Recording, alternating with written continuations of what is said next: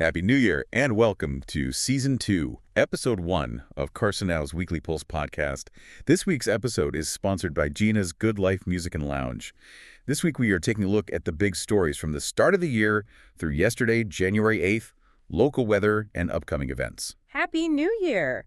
And wow, what a way to kick off 2026. I mean, the first 8 days have just been packed. We are so thrilled to be back for a second season, guiding you through all the headlines shaping our region. It really has been nonstop. From Carson City, all the way through the Carson Valley and across the Washoe area.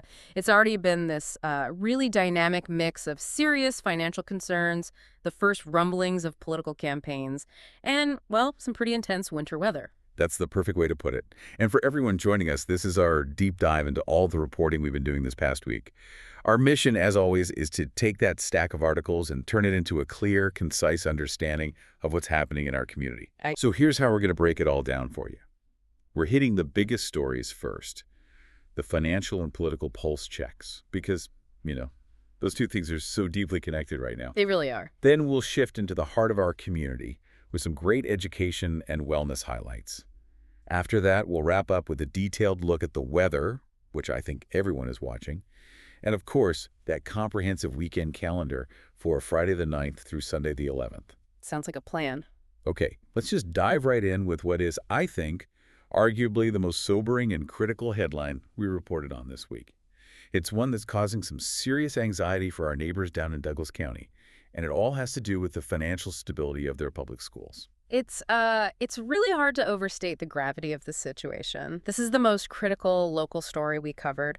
The Douglas School District is facing what they have officially, and that word is important, officially deemed a severe financial emergency. And that phrase, severe financial emergency, that's not something a school board throws around lightly. Not at all. We reported on Thursday, January 8th, that the situation is so dire that the district is already preparing the community for potential staff layoffs. And not, at the end of the school year. They're talking about layoffs beginning as early as next month. Next month, wow. Yeah. This isn't just a simple budget shortfall where you cut a few programs. This is a systemic issue that's now requiring emergency intervention. Okay, so this is where it gets really alarming and where we need to dig into the language. You said the board scheduled a special meeting to address this. That signals this is well beyond, standard fiscal belt tightening. What does this mean for the community in practical terms? Why is it so severe right now in the first week of a new year? Well, the problem, as we understand it from the reporting, seems to stem from several long-term structural issues that are all just coming to a head at the same time. So it's not one single thing. Exactly. While the immediate reporting didn't give us a line-by-line budget breakdown, we know that school districts across Nevada rely very heavily on these complex state funding formulas, and those are often based on enrollment counts from the prior year. So there's a delay baked into the system. A huge delay. So if a district like Douglas has seen a continued, maybe gradual decline in enrollment, families moving away, maybe a lower birth rate, but their fixed costs stay high. Things like building maintenance, electricity, tenured staff salaries. Right, all the things that don't change. That creates an unsustainable gap. They've been spending based on a student count that just doesn't reflect the reality on the ground anymore, and now the bill has come due. They have to catch up, and fast. And that's where the term severe financial emergency comes in. It's a legal trigger. Precisely. It triggers specific legal requirements for the board, mandating rapid and significant structural changes. And the one proposed solution that's generating the most controversy, the most discussion, is consolidation. Let's focus on that word, consolidation. For a listener in the Carson Valley, maybe a parent in Gardnerville or Minden, what does that practically mean for their kids, for their property values, even just for their daily routine? When we talk about school consolidation in a crisis like this, it means fundamentally shrinking the district's footprint to cut overhead. It often starts with combining smaller schools, especially elementary schools, to save on all those costs we mentioned, administrators, utilities, maintenance. So for parents, that could mean what? Longer bus rides. Longer bus routes, definitely. Potentially larger class sizes as teachers and students are absorbed into the remaining schools. And the truly heartbreaking reality of seeing a beloved, smaller neighborhood school, the one you might have even attended yourself, closing its doors for good. It really changes the entire social fabric of those smaller communities, doesn't it? Yeah, absolutely. Think about the impact. Losing a local elementary school isn't just about education. It affects local businesses, traffic patterns, that sense of community identity, and fiscally it matters deeply because the perception of strong schools is directly tied to property values. So when a district is openly talking about a financial emergency, It sends a negative signal about the health of the entire community's infrastructure. This is a critical situation every resident needs to be watching very, very closely. We expect this conversation will dominate local news for weeks to come. it's just such a stark reminder that even in areas that are, you know, otherwise getting praise for economic strength, and we are going to get to some good economic news in a minute, our core local institutions like schools are facing these existential pressures. It is. And it provides a perfect, if complicated, backdrop for our next major topic. The political season is officially warming up right here in our backyard. The contrast is just striking, isn't it? On one hand, you have this critical instability, and on the other, you have citizens stepping up, wanting to offer new leadership. Local political announcements started trickling in this past week, which tells us the campaign cycle is officially underway. And first up was a judicial filing. That's right, we reported that Judge Lewis filed for re-election. And, judicial races are so often overlooked by the public. People focus on, the big legislative or executive roles, but these judges are absolutely foundational to how our community functions day to day. That is spot on. The stability and integrity of our local bench, it affects everything from business disputes to criminal cases. When an experienced incumbent like Judge Lewis files, it really speaks to continuity in our justice system, which is vital. The decisions made in those local courts have immediate daily consequences for all of us. And then, stepping into the legislative arena, we had another key filing announced this week for a seat that will represent us at the state level. We did.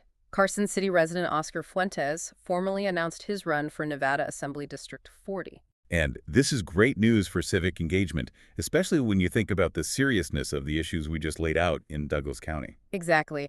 Assembly District 40 covers a critical section of our readership area, and seeing a Carson City resident step up to run for a state assembly seat is precisely how citizens get actively involved in shaping regional policy, and especially around issues like school funding, which is a state-level responsibility. So the person who holds the assembly seat for District 40 is key. They'll be dealing directly with the aftermath of this Douglas County crisis, right? They'll be deciding how to allocate state resources, maybe even debating changes to those funding formulas that got us here in the first place. Precisely. If you connect the dots, the financial stability of our schools is now a primary issue in this assembly race, whether the candidates intended it to be or not. The community is going to need a representative who can navigate the complexities of state budgets while fighting for robust local services. We'll be watching the platforms of Mr. Fuentes and any other candidates very closely as they develop. Okay, let's shift from that immediate crisis and look at the broader regional economic pulse. We always turn to the jobs report from DETR, the Department of Employment, Training, and Rehabilitation, because it really tells us where the regional economy is actually headed. What do the latest numbers tell us? So DETR released the Nevada jobs report for October and November this past week. Now, this data is always, a snapshot of the past, but it's absolutely critical for forecasting the momentum we carried into the new year. Right. And what's fascinating here, and what our listeners should really understand, is that Nevada's economy continues to show a lot of resilience, though maybe not evenly distributed across the board. And regionally, that's really the headline, isn't it? Yeah. The news was quite mixed depending on which side of the mountain you were on. Our update on gaming revenue showed a very distinct split. That's where the real nuance is. Our report on the November gaming revenue showed that for the Carson area, so Carson City and the immediate vicinity revenue was actually up. Which is a great sign. A very positive sign for local business vitality and our immediate economic health. It suggests local spending stayed really robust heading into the holidays. If we were to, dig a little deeper, we'd probably see that local non-resort hospitality and retail sectors were performing well, reflecting confident consumer spending right here at home. But the flip side of that, the stark contrast, was Lake Tahoe. Revenue there was reported as being down for that same November period. And that divergence is really insightful. It is. The Tahoe economy is just so heavily reliant on tourism, which is tied to weather and the big resort operations. November historically can be a shoulder season. The anticipation of snow hasn't quite translated into actual snow-driven tourism just yet, so that dip shows the volatility. And when Tahoe lags, that can sometimes benefit us down here. It can. Sometimes we see a local diversion of spending people staying closer to home, Yeah. or it just shows that that we have a more diversified economic base that insulates us from those seasonal dips in the resort economy. So we have a relatively strong Carson City consumer market, resilient local business, but a financial crisis hitting the schools just to the south. How do we square those competing narratives? That's the million-dollar question, isn't it? And it's why the news cycle is so dynamic. We actually had some good news coming directly from the governor's office itself this past week, reported on Tuesday, which provides that higher-level state perspective. Okay. The governor's office released a report highlighting economic and business strengths in the U.S., and it specifically cited Carson City and Las Vegas as key players in Nevada's positive outlook. They noted our region's attractive business climate. A governor's endorsement is a major confidence booster, but you raise a great point. How do we square that high-level recognition of Carson City's economic strength with a severe financial emergency happening just a few miles south in Douglas County? Is this strength really localized? That's the critical distinction. The governor's report is focusing on metrics like business formation, employment rates, and overall GDP contributions. And as the state capital and a hub for professional services, Carson City often performs excellently there. But public education funding is a whole different ballgame. It's a completely separate mechanism. A city can have a strong business climate, attracting entrepreneurs and high-wage jobs, while a nearby, more residentially focused county struggles with the costs of maintaining rural schools under tight state allocation rules. What the governor's report does tell us is that the foundation of the Carson City economy remains robust. It's an endorsement of our community's overall trajectory as we head into 2026. So if we put it all together for the listener, we have a serious financial issue in Douglas County schools creating instability right as political campaigns are kicking off. But that's balanced by state recognition of Carson City's business strength and a resilient local gaming sector. Which means the stakes are incredibly high in the upcoming elections. The decisions made at the assembly level are going to directly impact the quality of life right here in our neighborhood. The conversation about funding, growth, and consolidation is now officially the center of our local political discourse. Okay, let's pivot from those high-stakes topics to what's happening right in our communities, starting with education and some really exciting opportunities at Western Nevada College, or WNC. Because when we talk about economic resilience, we have to talk about professional development and accessible education. We covered several great WNC stories this past week. We reported on Thursday, January 8th, that WNC is actively gearing up for its community education classes, and they're reminding everyone to sign up now. And these aren't just, filler courses. They're essential resources for the wider community, offering learning opportunities that go way beyond a traditional degree. Exactly. It's never too late to be a student. These classes offer everything from specific professional certifications, think coding, business management, healthcare support, to practical skills for hobbies like photography or learning a new language. The value is that they are right here, locally accessible, and a lot more affordable than a four-year university. It allows people to adapt quickly to what the economy needs. And that adaptation is key to maintaining the economic strength the governor's office was praising. These community ed classes are often the quickest path to reskilling or upskilling for our local workforce. It's a direct investment in people's ability to stay competitive in the Washoe and Carson job markets. And speaking of WNC's academic depth, we also saw evidence of the quality of their traditional programs this week. We did. On Wednesday, January 7th, we reported on WNC students who were showcasing hands-on scientific research. And this is a big deal because it demonstrates the academic rigor that's being applied locally. These students aren't just sitting in a lecture hall reading textbooks. Right, they're doing the work. They're actively engaging in sophisticated research, presenting their findings, using complex equipment. That kind of real-world experience is just crucial for careers in science, technology, and engineering. And it confirms that our local college is preparing a high-caliber workforce for the future. That focus on local innovation is fantastic. And while the college students were tackling that kind of research, we also wanted to shine a spotlight on some of the younger students who are making a difference. Absolutely. We reported on Tuesday, January 6th, about the Rotary Club Senior Spotlight on Carson High's Asher Cranston. Highlighting these individual successes, it reinforces the positive things happening in our schools and shows the amazing work our high school students are achieving, often under a lot of pressure. Moving beyond formal education, let's look at some of the health and wellness initiatives that marked the start of the year. Carson Tahoe Health had some wonderful, heartwarming news right out of the gate. That's right. On Thursday, January 1st, Carson Health announced they welcomed the last baby of 2025, and then, just a few hours later, the first baby of 2026.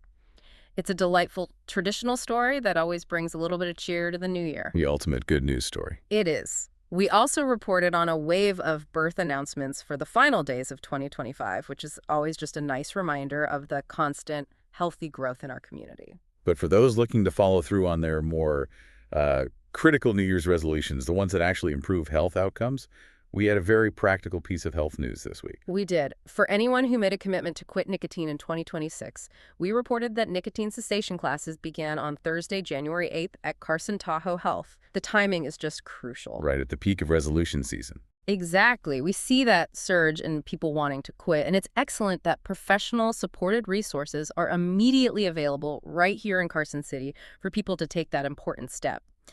These programs offer behavioral support, medication guidance, community accountability, all the things that dramatically increase the success rate. And speaking of health and accessible wellness, Yeah. we also saw a community focus on mental and physical well-being. Yeah, we reported on Friday, January 2nd, about Grassroots Yoga's second anniversary gratitude class.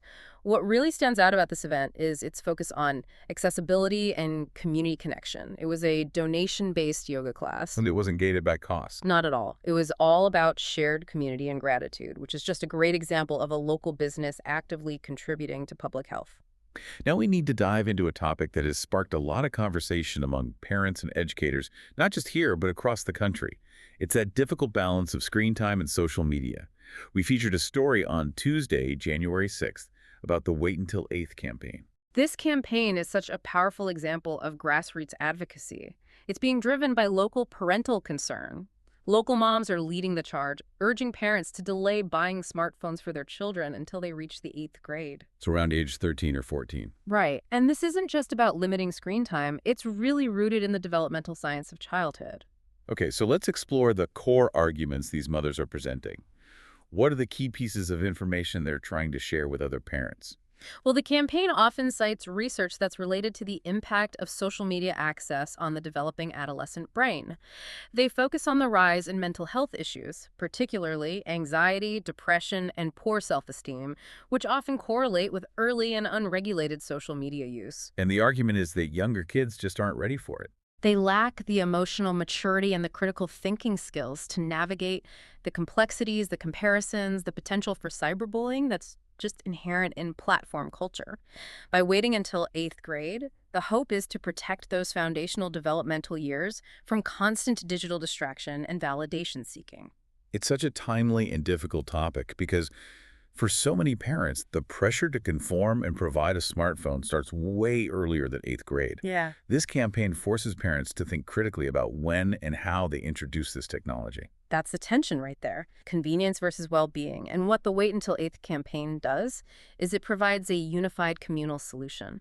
It makes it easier for an individual parent to push back against that pressure by saying, look, we're doing what our community agreed to do. It's an important conversation for every family in the Washoe area. Shifting gears just a bit, let's talk about local community projects and preserving our regional heritage. We had an important fundraiser report this week about the Nevada State Railroad Museum. We did. We reported on Tuesday, January 6th, about the Whistle Stop fundraiser. This is a very focused initiative where the museum is actively searching for sponsors and donations, specifically to remove barriers for families. And when we say barriers, what are we talking about? We're talking about physical, financial, and logistical obstacles that can prevent all families from accessing this incredible historical resource. That emphasis on accessibility is so important. The Railroad Museum is a true treasure. What are some of the specific barriers this fundraiser is trying to eliminate? It's really manifold. On the physical side, it often involves upgrading pathways, ensuring AD compliance, and improving access points so that everyone, regardless of their mobility challenges, can enjoy the exhibits. And on the financial side, These funds can support subsidized entry fees for low-income families, or even fund transportation like field trip buses for schools that might otherwise lack the budget to visit. The goal is to make sure that a foundational piece of Nevada's history is truly open and welcoming to all families. and speaking of education and forward-thinking ideas, we highlighted an upcoming forum that really bridges that history with the future, hosted at the Brewery Arts Center. We did. The Brewery Arts Center is hosting the Sierra Nevada Forum's discussion, and the topic, which we reported on Tuesday, January 6th, is AI and robots in action. So we're going from preserving local history straight to the cutting edge of technology. That sounds like a must-attend for anyone trying to understand how quickly the technological landscape is changing. What kind of specifics will a forum like that cover? Well, the forum is designed to move beyond the abstract fear or the hype around AI and robots and really focus on practical applications, especially ones that are relevant to Nevada's economy like automation and logistics, the role of AI in gaming, or even how machine learning is being applied in areas like wildfire prediction and water resource management across the Washoe area. That's a critical conversation for our community to be having.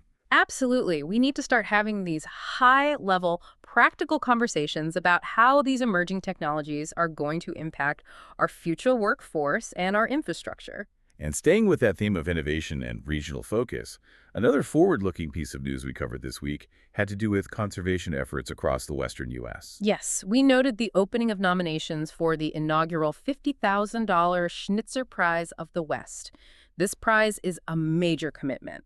It's specifically aimed at individuals or teams who are addressing conservation challenges, a topic that is absolutely vital to our existence here in the high desert. $50,000 is a substantial prize. What kind of specific challenges might this prize be targeting? Given the Western focus, the nominations will likely revolve around issues critical to our immediate environment.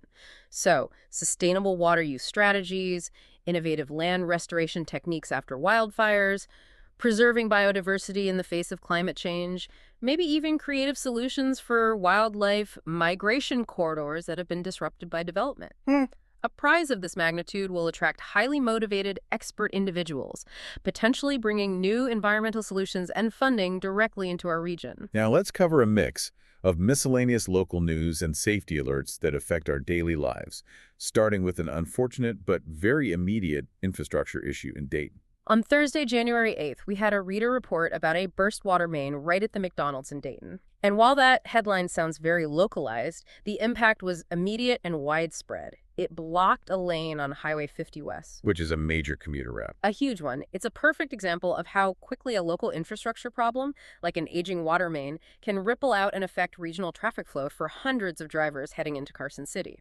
And we also had a very important safety advisory for our listeners, especially those dealing with end-of-year admin tasks or trying to get their licenses renewed. Right. On Saturday, January 3rd, the Nevada DMV issued a sharp warning about a driver's license social media scam.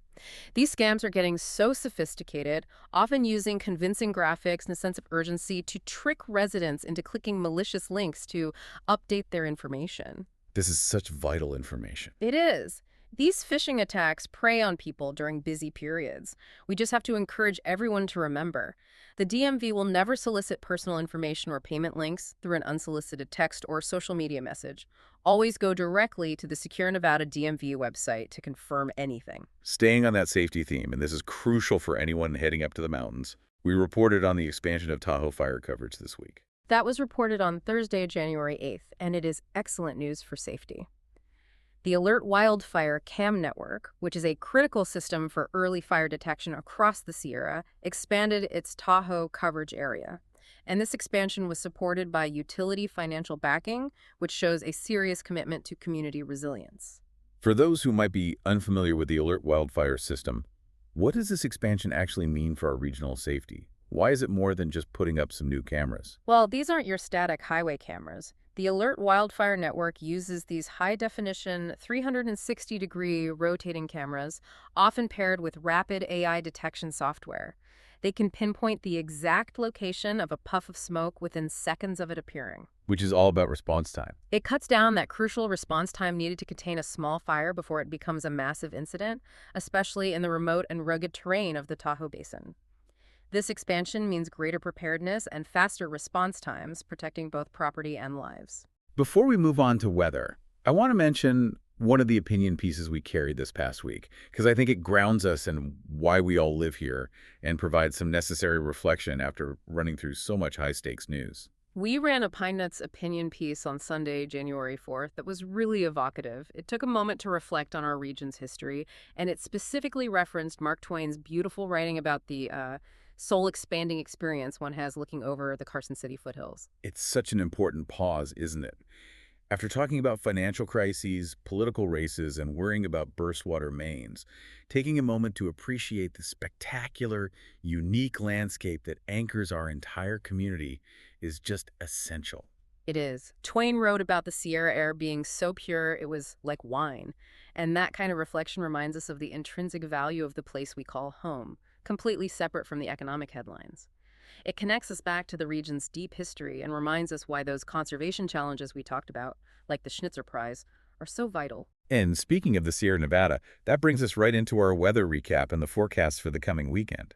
Let's remember, the first week of 2026 was pretty much defined by intense winter conditions. It absolutely was. The year began with significant winter activity. We reported on Sunday, January 4th, that the heavy Sierra snow and valley rain were continuing right through Monday. That was that lingering storm system from the very end of 2025. And it really dumped a lot of moisture, but it made travel so difficult. Very difficult across the mountain passes, and the cold didn't stop there. We had a specific winter advisory that was prompted when snow came down all the way to the valley floor overnight on Wednesday, January 7th. And that's always a big event for Carson City. It disrupts mornings and just reminds us that we are firmly in winter's grip. And that storm system wasn't just precipitation. It required a major regional emergency response effort. That's right. We reported on Sunday, January 4th, about the East Fork fire response down in Gardnerville. That's a situation where the conditions, the cold, the wind make firefighting extremely difficult. And it's important to note that Carson City provided crucial mutual aid to our neighbors.